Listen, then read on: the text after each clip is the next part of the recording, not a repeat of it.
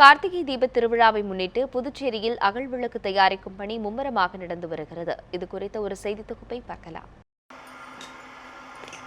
ஒவ்வொரு ஆண்டும் கார்த்திகை மாதத்தில் வரும் பௌர்ணமி அன்று தீப திருவிழா கொண்டாடப்படுவது வழக்கம். இந்த ஆண்டு கார்த்திகை தீப திருவிழா வரும் 12ஆம் தேதி கொண்டாடப்படுகிறது.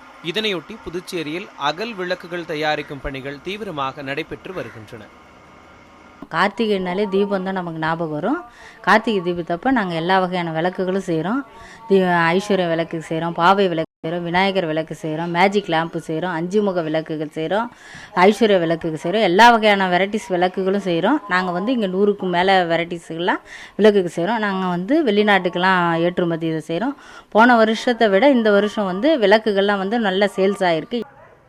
சாதாரண ரகத்தில் தொடங்கி அடுக்கு விளக்குகள், பாவை விளக்குகள், சங்கு அகல் விளக்கு, குத்து விளக்கு, மாங்காய் விளக்கு, 9 திரிக்கு மத்தியில் விநாயகர், 5, 7, 9 திரி விளக்குகள், துளசி மாடம் உள்ளிட்ட 100க்கும் மேற்பட்ட வகைகளில் விளக்குகள் தயாரிக்கப்பட்டு விற்பனைக்காக அனுப்பப்பட்டுள்ளன.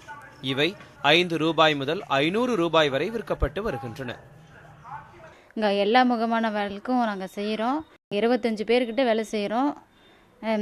இங்கே செய்கிறதுல எங்களுக்கு ரொம்ப சந்தோஷமாக இருக்குது. இந்த விளக்கு எல்லா விதமான விளக்கும் இங்கே கிடைக்கும்.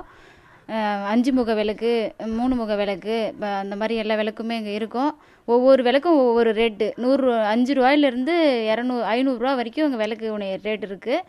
எல்லா விளக்குமே ஆனால் அழகாக இருக்கும் பார்க்கறதுக்கு. கடந்த ஆண்டு பெய்த பெருமழையின் காரணமாக அகல் விளக்கு கூடுதல் விலைக்கு விற்கப்பட்டது.